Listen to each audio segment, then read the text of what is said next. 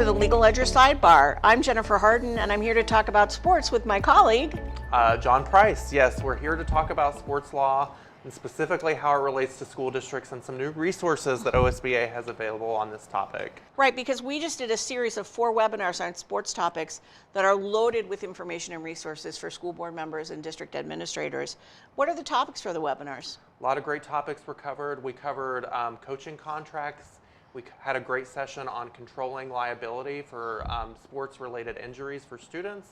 We also had a great session on controlling unruly fans, athletes, and spectators. And all of these were presented by very experienced sports law practitioners here in the state.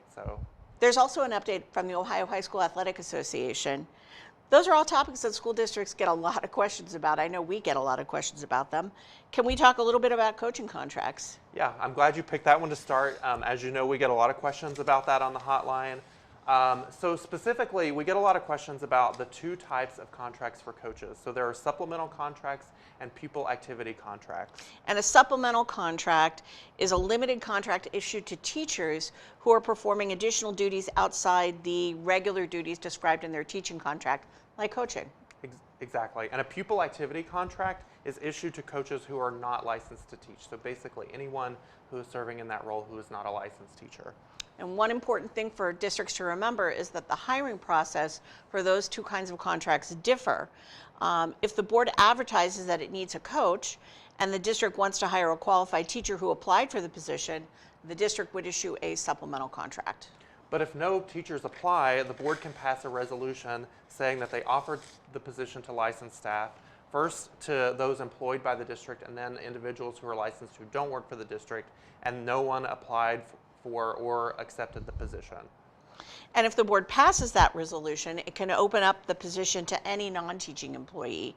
If they end up hiring someone who isn't a teacher, that person would be hired under a pupil activity contract and would have to have a pupil activity permit in order to coach. That's right. So regardless of whether the coach is hired under a supplemental contract or a pupil activity contract, they have to meet some training requirements, correct?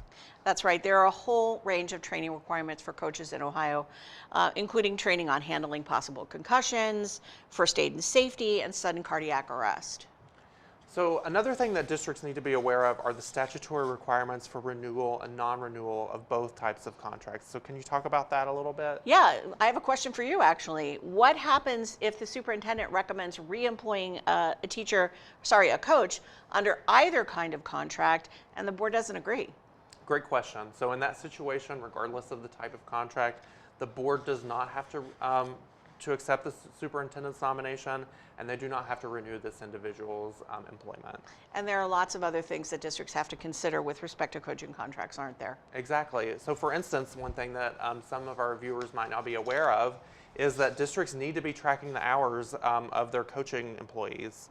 Right, because some district employees are qualified for protection under the Fair Labor Standards Act, or FLSA, and the district may have to pay them overtime hours if they're working more than 40 hours a week in their combined jobs for the district.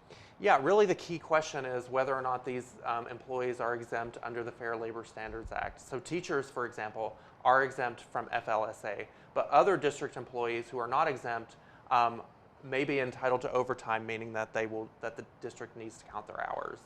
Yeah, that's right, John. And these are just a few of the considerations that districts have to be aware of when they're dealing with coaching contracts. What happens if my district missed the sports law webinars when they were offered and all this information is out there? Can I get it? Yes, great news for anybody who's in that situation. All of the webinars in our sports law workshop webinar series are available for sale on demand for our members. The link to those webinars where you can purchase them is available on the blog post where you found this sidebar. And there also is a QR code on your screen right now that you can use to access that. Thanks for talking to me about coaches' contracts, John. And thanks all of you for coming to visit us at this sidebar, and we hope to see you in a few weeks at Capitol Conference.